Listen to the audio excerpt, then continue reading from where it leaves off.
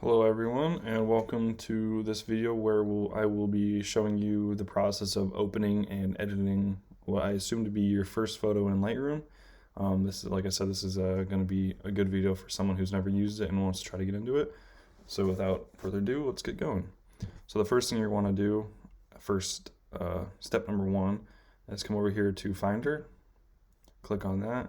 Then over here, you're going to see the list of different areas. Click on Applications. Now these are all mine. Yours might look a little different, but come over here to Lightroom, double click on that, and then double click on this again. And then now we'll wait for it to open up.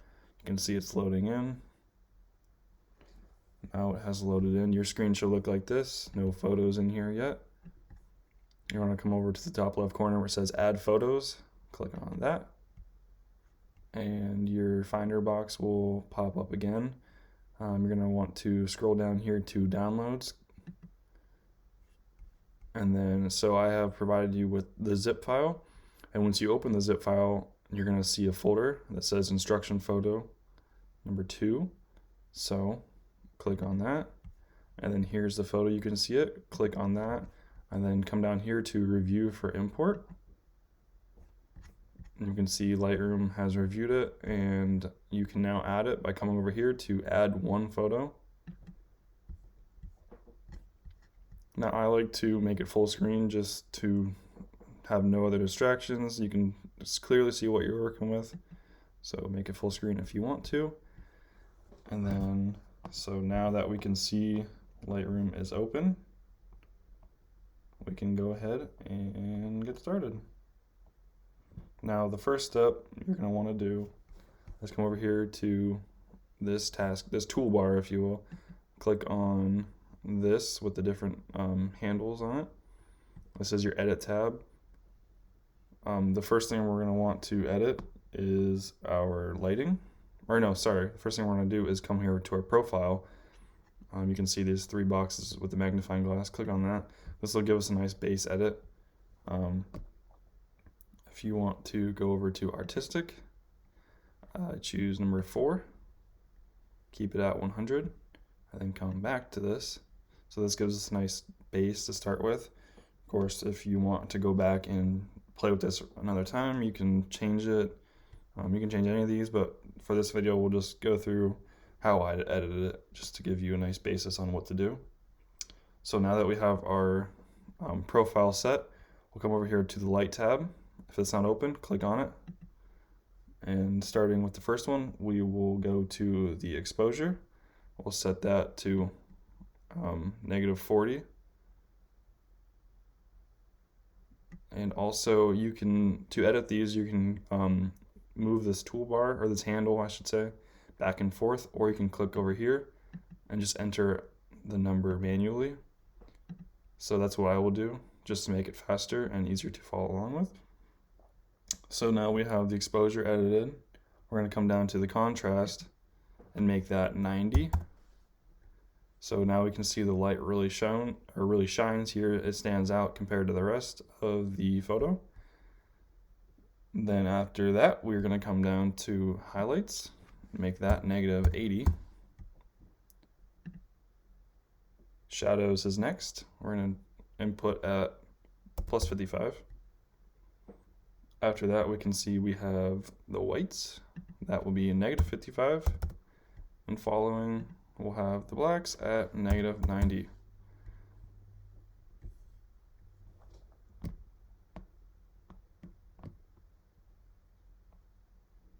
Now, after we have adjusted the light, I'll give you a second to do that. We can come down to color, which is our next category. Click on it if it is not already open. Starting at the top, we can see we have temperature, tint, vibrance, and saturation.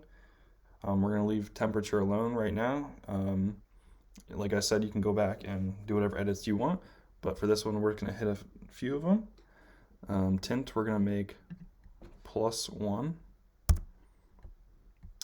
And then for vibrance, we're going to go -30.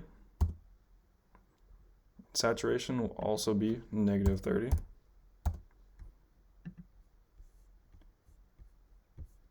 And then I'll give you a second to do that.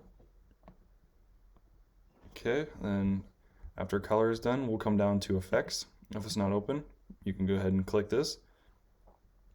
We will skip the texture, clarity, input as 10 or plus 10. We'll leave dehaze alone. I'll go to vignette and we'll make that -45. And we'll leave all these other adjustments alone just for the sake of simplicity. We'll leave grain alone as well. And then that is it. We're going to leave detail alone. We won't do anything with detail.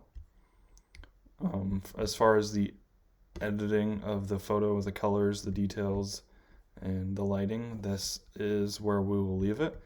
So we're going to come back to the toolbar on the right side, click crop and rotate. You're going to want to take this tab right here on the right hand side in the middle. You're going to click and hold and drag to about the beginning of this chain here in the middle, just to kind of match the other side over here. And we don't necessarily need all this extra stuff, and it kind of makes this as a looking hole, makes you focus on this instead of getting distracted by the stuff on the other side. So now that we have done that, we are pretty much good with this edit. We're gonna skip the healing brush because there's no subjects or any flaws that need to be addressed. This brush doesn't need to be used, and our linear gradient also does not need to be adjusted here. So with that being said, our edit is done. So we're going to come up to the top. This bar appears hidden until you hover over it. So click on File. After you've clicked on File, this bar will pop down. You can click Export.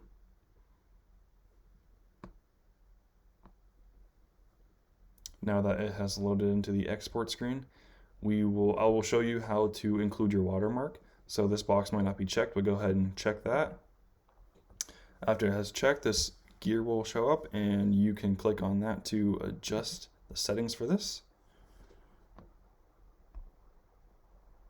Now that that has opened up, you can see we have font, style, rotate, color, your anchor point, and the different options for your watermark. So I have my name in here and my photography. You can go ahead and add your name in. You can go through your font, click one. I use this one right here. So I'll click out of that. Just keep it as regular, or you can, oh no, only regular is the only option anyways.